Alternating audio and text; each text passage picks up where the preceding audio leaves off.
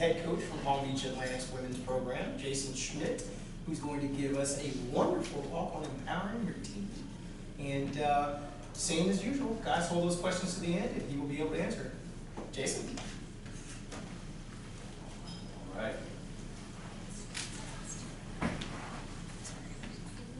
So I'm going to apologize in advance. Woke up this morning without a voice, so I've got a couple of bottles of water over here. I will have, this is drink number one, I will have my information on the final slide, so if at any point you don't understand what I'm saying because I'm coughing hysterically or because you've fallen asleep after lunch, again, my information will be on the last slide. But this talk is a talk that really fires me up. Honestly, it's probably a talk that I'll give until I'm 90 years old, provided I make it there. And what you do in empowering your team is probably the most important thing you can do. Forget scheme, forget types of athletes. You have the athletes that you have, no matter whether you're coaching youth, high school, whatever the level is. Empowering your team is applicable to all areas. So, of course, yeah, my name is Jayson Schmidt. I'm the head coach at Palm Beach Atlantic, and that's my team. Approximately 33 of my favorite people on the planet, and one assistant coach, Matt Belando, who is also a part of the Florida launch. So we're thankful to have him and his wisdom a part of my program, and that is my Sailfish family. And so as I speak about empowering your team, all of it comes from this group right here and the work that we do every single day. And I'm thrilled to be with them. Not one of them are a part of my program by accident. I really do believe that. And so what we do on a daily basis in terms of unlocking their potential and empowering them to accomplish more, it's the reason why I coach. So allow me to ask you first, as a coach, what is your objective? We all have objectives. Chad's talked about it a little bit in his talk earlier this morning. Some of us, our goal is to win games. Some of us, our goal is to, I don't know, you all have a different reason why you coach. And so I would propose that we need to ask the question, how do we create high-achieving student athletes? Because it's different for every student athlete. And most certainly, wherever they're at, we want to get them just a little further down the road. I spoke at an event this past summer, and I talked about potential. I actually touched on it at this event last year. And the very nature of potential speaks to the fact that there is still something unmet, there's something unrealized, and to get our players to that point, it's different for every single person. So, if we assess the makeup of a team, it's really 60-30-10.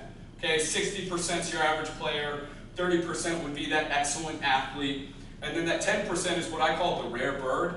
To quantify our program, we look at thriving in 4 separate areas: athletically, academically, socially, spiritually.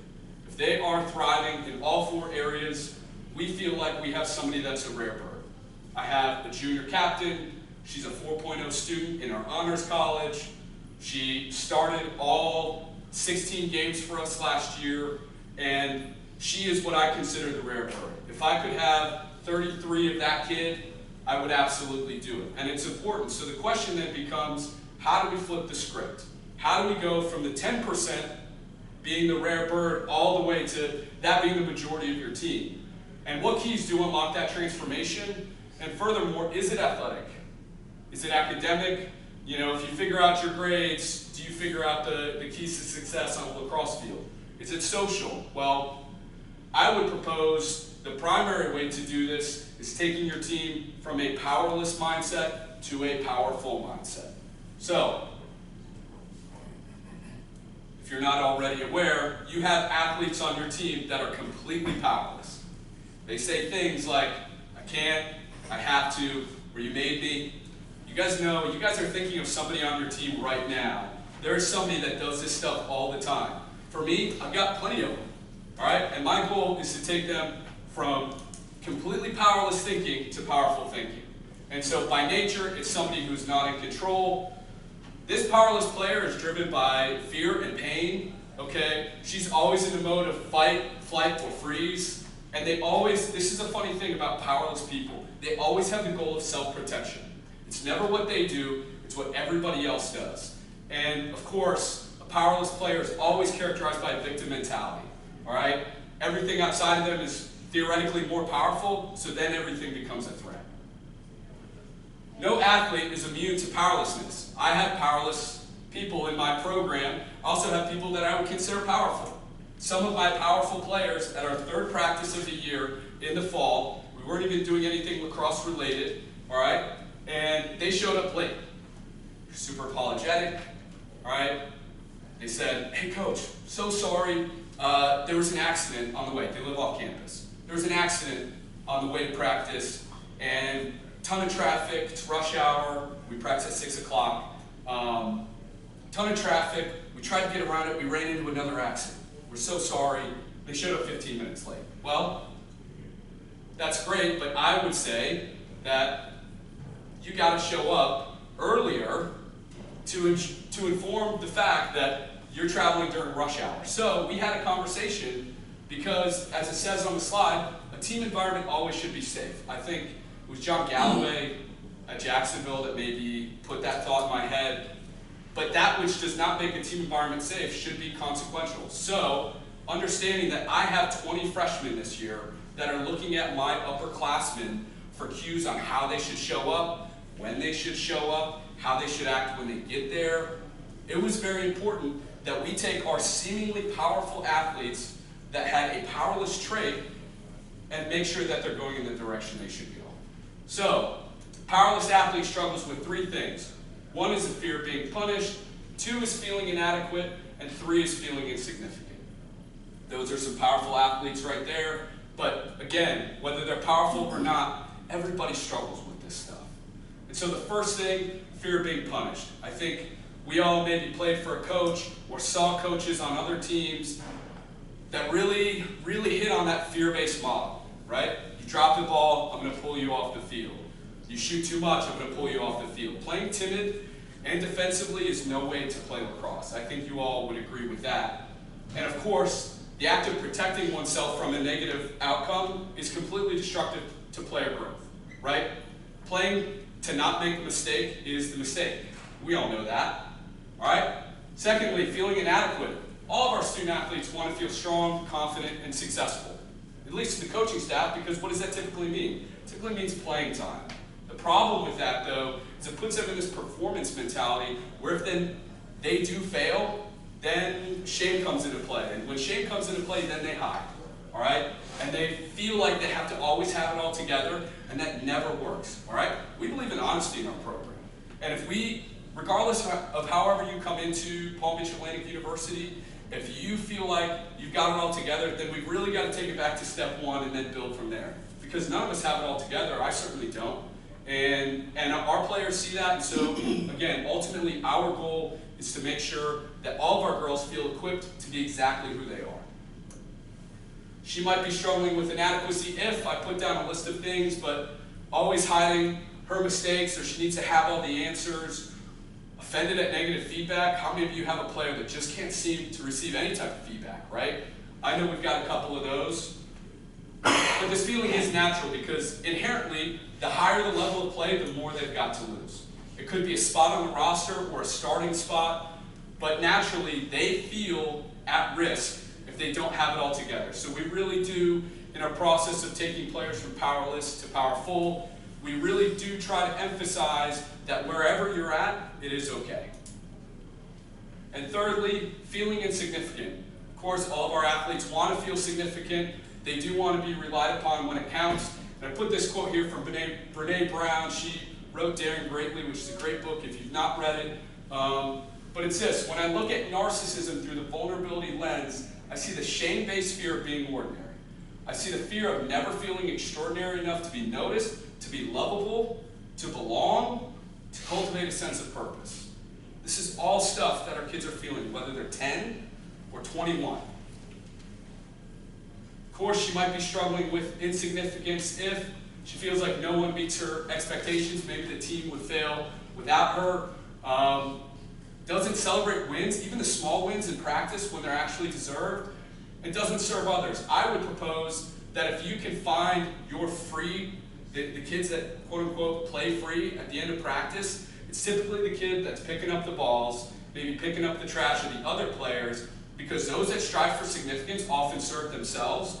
Those who are confident in their identity and who they were created to be are the ones that are serving others. So, what is a powerful athlete? I think these 7 here are some of my favorite, and I would say, and you can see I tried to do a little Photoshop action on the powerlifter there, they do 3 things, okay?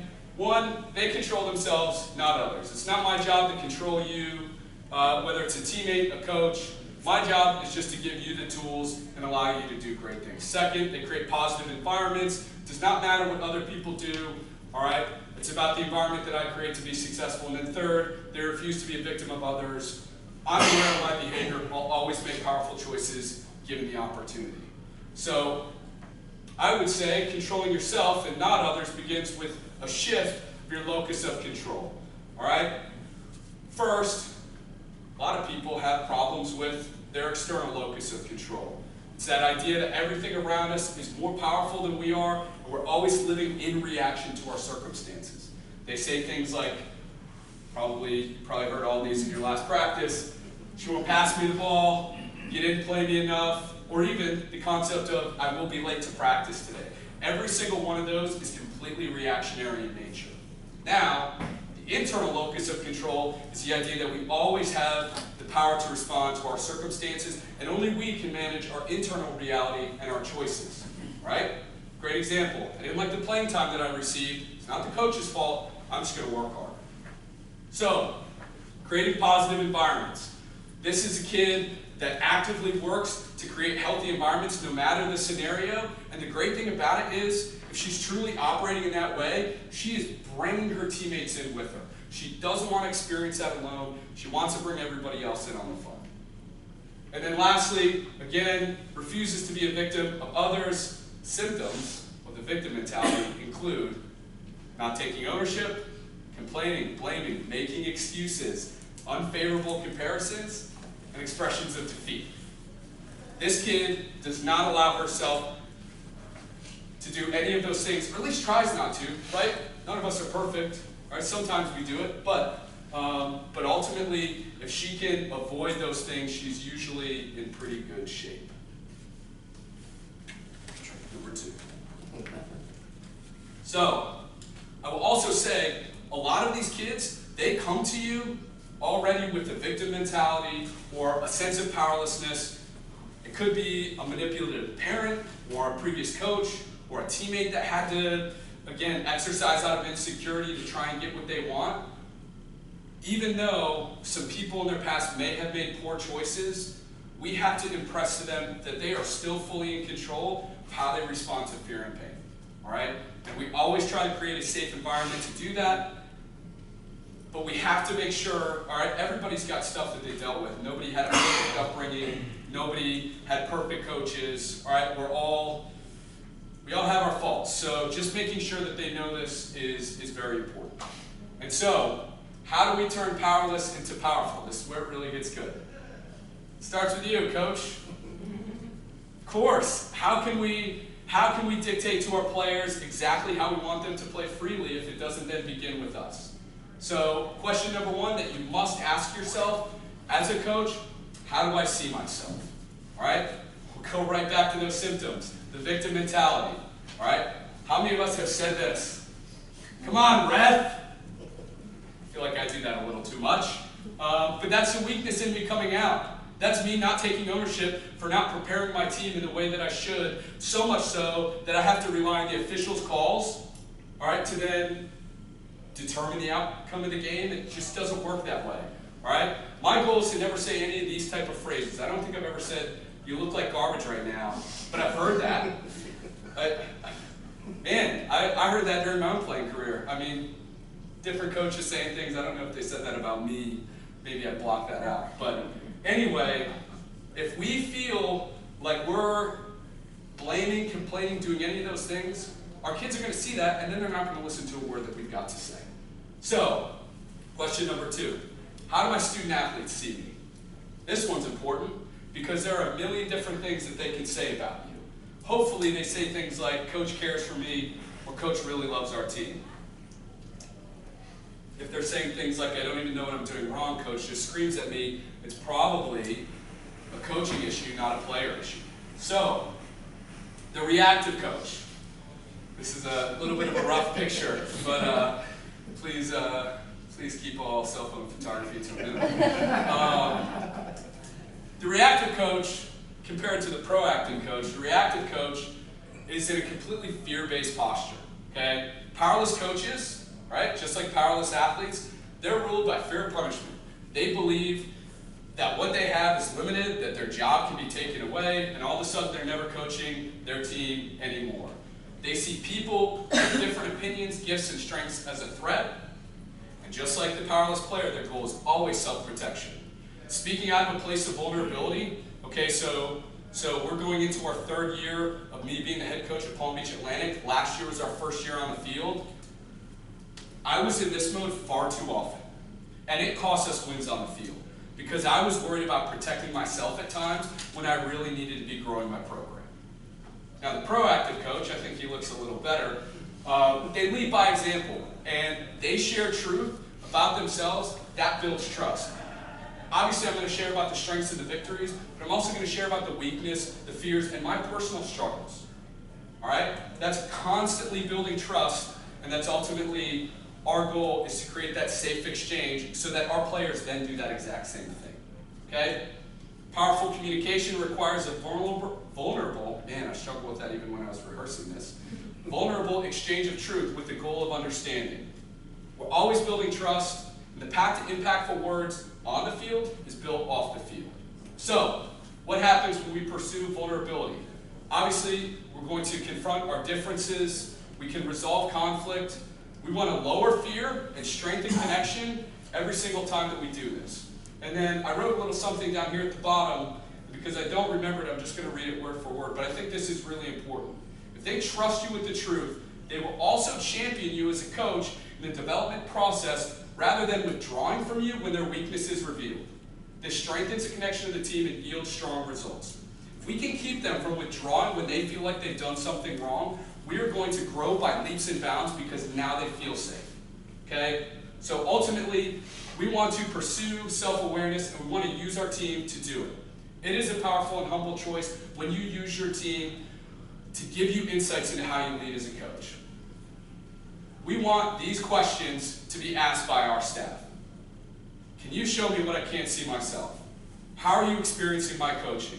What kind of environment do I create through my behavior? All right? Because a lot of times I'm not aware. My mom got really sick this past year in the springtime, and it took some of my players understanding and being able to trust me to come to me and say, Coach, something wrong, something doesn't look right.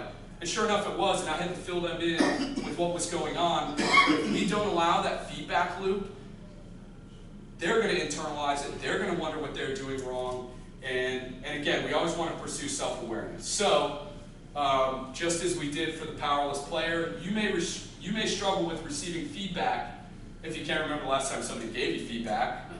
You make excuses, you're critical, you shift blame, or you leave the situation, the meeting with the player, without taking ownership of what they felt. Now, it's important that our posture is certainly open. If you coach maybe middle school or high school and your only opportunity is to talk to a player on the field, how easy is it to stand there talking to the player like this? Pretty easy, right? That communicates a defensive posture. Right? So we always want to be open. I mean, it seems like this stuff is very simple, but I know after a long practice where I've just completely exerted all of my energy and enthusiasm, I'm dead. But that's when the players want to talk to you, right? That's when they want to see you being more visible and intentional so that they then can share feedback. This is a great question that we like to pose to our players to ask to us, all right? It's what feedback do you have that would be helpful for me that you may not have told me yet, all right? Because they've all got ideas and they've all got feedback, but the more we model a healthy response to feedback, the more safety does enter the environment, and now they can be open without being afraid. In addition, I do want to touch on vulnerability in the midst of conflict. there will always be moments where your players are not happy. Why? Playing time, maybe you said something in a practice you didn't mean, and so then they come back at you pretty feisty too. It's important that we always avoid judgment, because judgment does turn what you've done into who you are. All right? Our players could do some really nasty things. They could say some mean things back to us as a staff. That's still not who they are. That's not who they're created to be. The moment we turn on our little judgment thing in our head, we lose the opportunity to lead them and love them really well.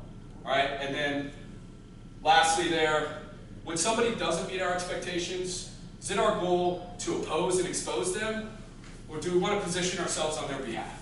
All right? If we're really positioning ourselves on their behalf, then it really doesn't matter what they bring to us, whatever their heart is, whatever they bring to us in truth, because we still have the lens to receive it. All right?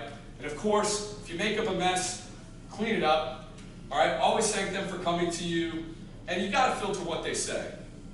16-year-olds, 12-year-olds, 22-year-olds don't always have the most viable view on life, and so sometimes they filter things in a way that is not completely accurate. So what they say may sting, it may hurt, it may be completely fine, but it may not be 100% accurate. So you always got to check against what you know to be true. And again, you may not agree with a player, but the best thing that you can do is manage your expectations and reset the way you communicate with them moving forward. So, question number 3 goes along with drink number 3. What kind of environment am I creating through my coaching style? I think Chaz had this on his slides verbatim, and so we're just tracking in the same way. I promise I did this beforehand. And again, this is review. You must know who you are, where you're going, and how you'll act along the way. Vision is where we're going. Our mission is how we're going to get there. And our core values are behavior defined, including what we expect from one another in the pursuit of success. Okay? We'll talk a little bit about core values here in a moment. But first, I think a prerequisite for us has to be unity. If you don't have unity with your coaches, right, whether you're an assistant or a head coach, all right, you don't have unity with your captains, it'll all break, okay? You have to make sure that you are in lockstep alignment with those people so that when you do get in front of your team, they believe every word you say and they don't think there's any hypocrisy in the room. So, common phrases create cultural repetition. We believe communication leads to demonstration, because if we're not communicating off the field, then we're certainly never going to demonstrate on the field. And of course, build a track record with your team. If you can communicate and demonstrate what you believe, you set a standard, all right? So thankful that Dave and Chaz touched on a lot of this stuff, because I believe it to be true, and I know it's helped our program transform even this fall. You know, when it does work, we build trust, we build influence, and we do see alignment in creating the culture that we want to create. And when it doesn't work, we have something to go against because we do have a track record. Right? When we've got the track record, we can create a swift course correction and say, I'm sorry, but this is just not in complete alignment with who we are as a program. This is the core of every Sailfish core value for us. This is something that I believe is, I don't know, I'm a Christian, I believe God speaks to people, and I believe He spoke this to me over the summer at camp. You know, I coached at a Christian college, I don't know if anybody knows the history of Palm Beach Atlantic, but this was something that I had never thought of before, and all of a sudden it became a part of who I am. And it's my goal, our goal as a program, but my goal is to transform lives through love, honor, and unity.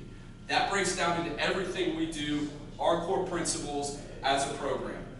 On our team handbook, we've got a section called Love, and it talks about everything our girls can do to love themselves. We've got a section about honor and a section about unity. All right? Everything can be found in those 3 words, and I feel like it's summed up pretty well. So we are always loving relentlessly. This is Ephesians 5:2. Walk in love as Christ has also loved us and given Himself for us. Now, in this piece of scripture here, the Greek for love is agape, and I read this a little while back, and I think this is like the most beautiful thing. It's a kind of love that is always contending for the highest possible good in every situation, and is relentlessly contending until it is a present tense reality. That's the type of love that we strive for every day within our Sailfish family, okay? If we get that, man, I'm like Coach of the Year, right? At least in my own mind, because I don't care how many wins we get. All I care about is making sure that our girls exit our program, right, in a way that is better than when they came in. And my hope is that 5 or 10 years down the line, when all these girls get married, I get invited to the wedding. Because when we get there, we're probably not going to talk about the time that we beat Rollins, hopefully eventually. Hey, Dennis. We're probably going to talk about the bus ride on the way back. When somebody did something funny, all right, and it had everybody rolling. That's the stuff that we'll talk about at one of those players that you saw on the screen at their weddings, all right? And if we're doing things appropriately and we are loving them relentlessly, you know, I believe that'll be a really important mark on who we are. So, and one other thing I do want to mention, when we lose our ability to see the truth about somebody, we lose the ability to influence them with our love. All right, and I think that cannot be understated as well. All right, honor, we're going to honor lavishly. The value of any person is separate from their behavior, and the way I treat others reveals my thoughts toward them and my beliefs about them. If you're not believing the best for somebody, all right, and then you show up at practice and you start yelling at them, picking on them, any of that kind of stuff, they see it. So we're always going to do our best to honor our players, all right? So that way our players will then honor each other. And it really helps with unity. Of course, we want unity forever. This is probably one of my favorite pictures. That was during a timeout, I believe, or at least I hope it was.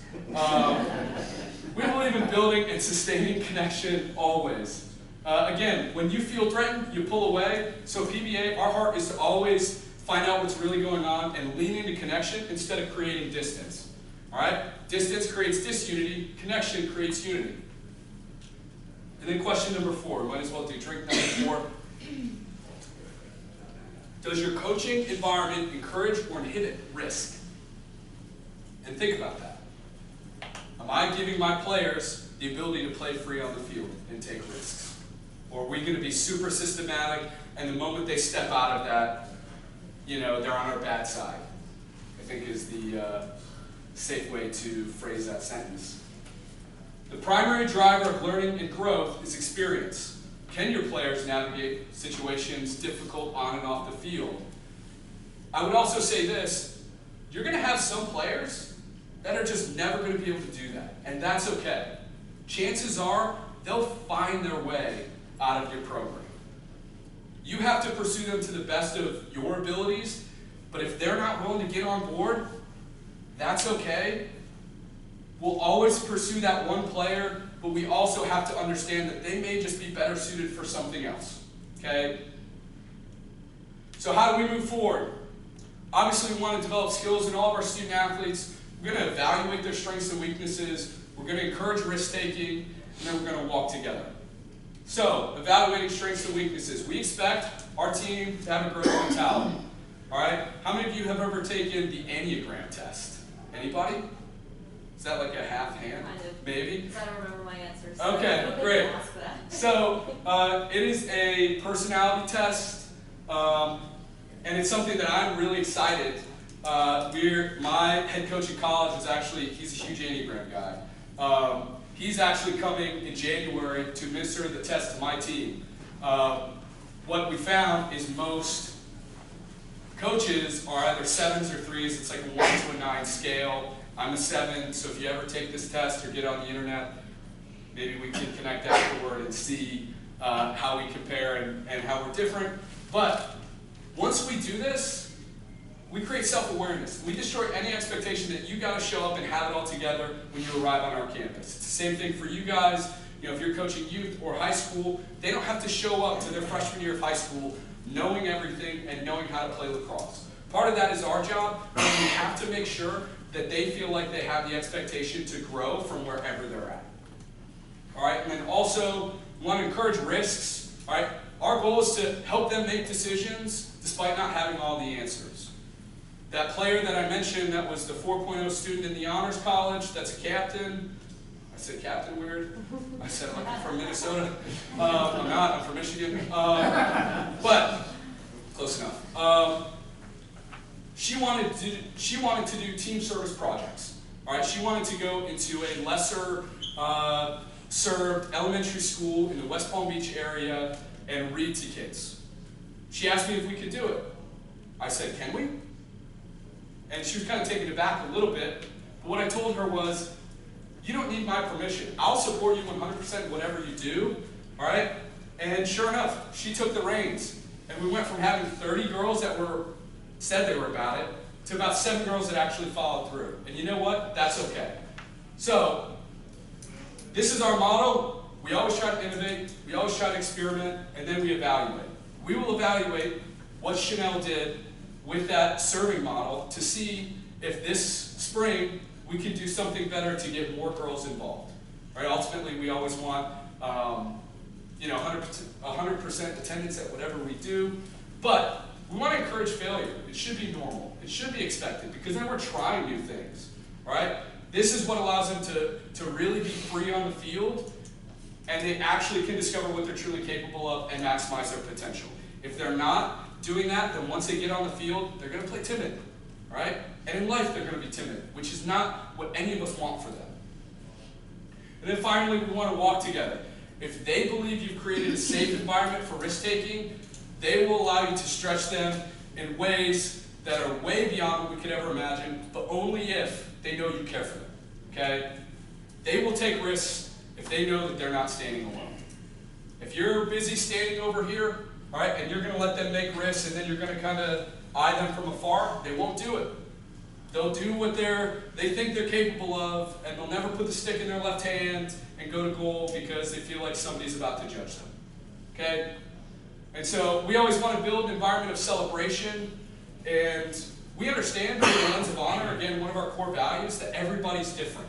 Right? As long as we know that, we'll allow that to enrich and strengthen our relationships, but only if we seek to understand, celebrate, and receive them. When we do that off the field, again, that's a pathway for us having success on the field. And so this is something that I put in my hiring guide when I presented that in front of our university president and athletic director 3 years ago. And it's we believe in building and celebrating a group of dynamic women that will be victorious on and off the field. That is the core of everything that we do. And I look forward to the moments where our girls go get great jobs, have great families, God willing, they get married and have this incredible life that maybe, if you walk it all the way back to their college experience, they had a coach or coaches or teammates that were willing to encourage that mindset within them. So, as a coach, what's your objective? I would say it's to empower your team. Thank you. And here is my information if you want to jot it down. I'd be more than happy to give you guys this slide deck or talk and just connect and answer any questions. I really do believe this changed the way that I coach. Even as a young coach, I mean, I'm 30 years old. I certainly don't know everything. But this is what took me from being like a pretty below average coach to a coach that is actually reaching people. And man, it's the most fulfilling thing. Like, you guys all get this. Anytime you step on the field, it's an absolute dream job, right? Like, anyway. So yeah, that's all I've got. Thanks.